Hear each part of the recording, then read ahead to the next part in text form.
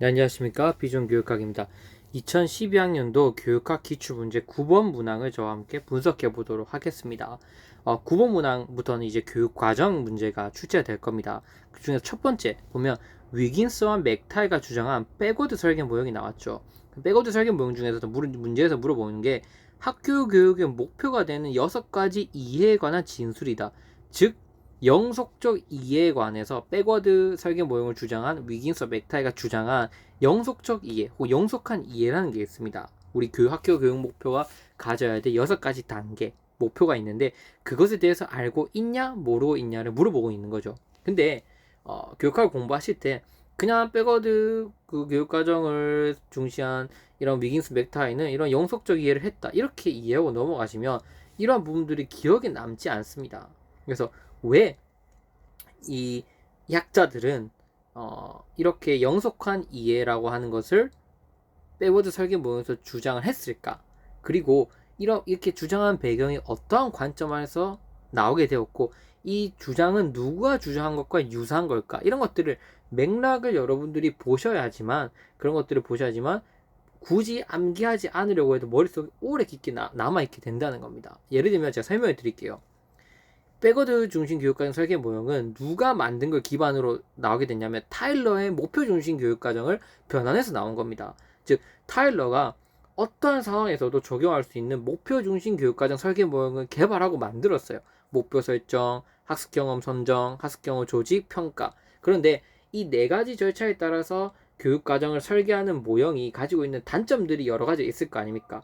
그 중에서 어떤 단점이 있었냐면 첫 번째 단점 뭐냐면 타일러 모형은 우리가 배워야 할 내용이 어떻다에 대한 것은 빠져 있다는 거예요. 즉 절차가 이렇게 하는 건 좋은데 그래도 교육과정 설계 모형이라고 한다면 우리가 학습에서 배워야 될 요소들에 대한 가장 기본적인 어떠한 틀은 마련해 줘야 되지 않나. 그래서 그거에 대해서 비판을 가하고 좀 생각을 해내서 만들어낸 게 영속적 이해라는 거예요. 근데 이 영속적 이해는 뭐가 유사하냐면 바로 브루노의 지식의 구조와 똑같습니다. 지식의 구조.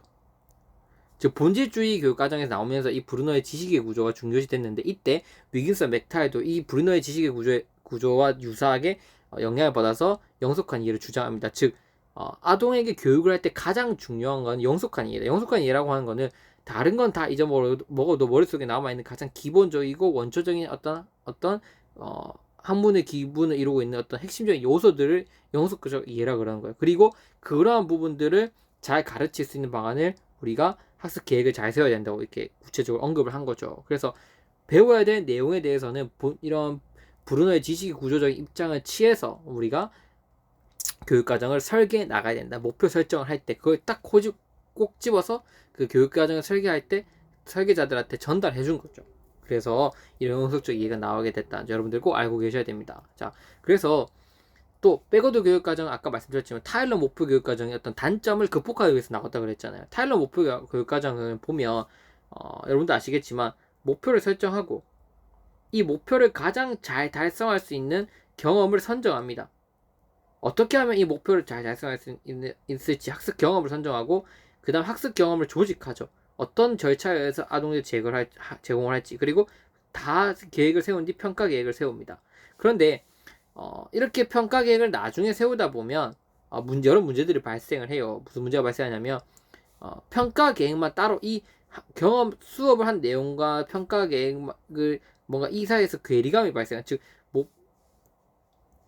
괴리감이 발생한다는 거예요. 무슨 말이냐면 물론 목표를 선정하고 이 목표를 가장 잘 달성할 만한 학습 경험을 선정하고 학습 경험을 조직해서 수업을 할 테지만 여러분 생각해 보세요.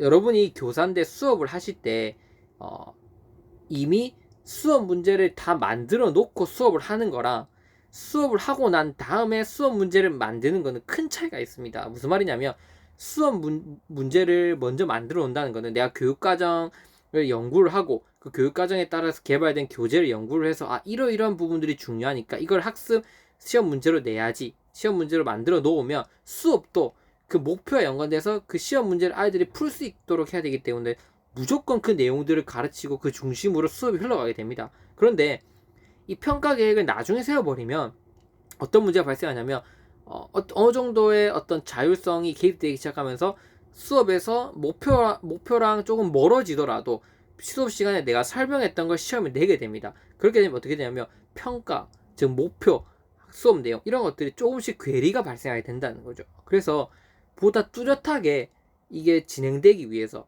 목표를 아이들에게 제공하고 이 목표를 달성하게 해주기 위해서는 이 위임스 맥타이가 봤을 때는 평가 계획을 나중에 세우는 것보다는 학습 목표를 세우고 그 다음에 바로 평가 계획과 평가 도구를 개발해 놓고 나서 그 다음에 무슨 내용을 배울지랑 그 다음에 어떻게 전달할지를 그 다음에 이렇게 해서 실제 아이들에게 수업을 하는 거 이렇게 하는 방식이 훨씬 효율적일 것 같다고 이제 자기네들 판단을 한 거죠. 그래서 백워드 모형이라고 볼 수 있다는 겁니다.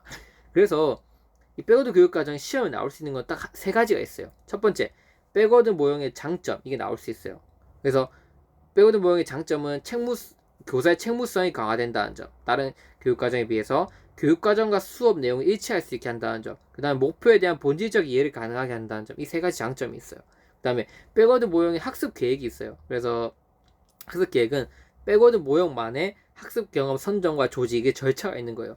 웨어2라고 해서 총 7가지 절차로 이루어져 있는데 이거에 대해서도 시험에 나올 수 있다는 거. 마지막 객관식 문제에서 영속적 이해에 대해서 우리가 이걸 구분할 수 있는 능력이 있냐 이걸 물어봤지 않습니까? 그래서 서술형 시험에서도 백워드 모형의 어떤 영속적 이해에서 이러한 그 이해의 어떤 6가지 단계에 대해서 지식을 가지고 있는지 이걸 물어볼 수 있다는 거예요. 그래서 저 수업 이 강의를 찍을 때 첫 번째 뭐라 할 거냐면 영속적 이해에 대해서 여러분께 설명을 드릴 거예요. 왜냐면 이 시험 문제가 영속적 이해에 대해서 나왔기 때문에 그 다음 백워드 모형의 장점을 설명드리고 학습 계획을 설명드릴 겁니다. 여기 보시면 뒤에 다 나와 있지만 여기 보면 백워드 교육과정이 또 어떻게 형성됐는지부터 설명 간단히 해드리고 그 다음에 영속적 이해 다 제가 하나하나 예시를 들어서 다 설명드릴 겁니다.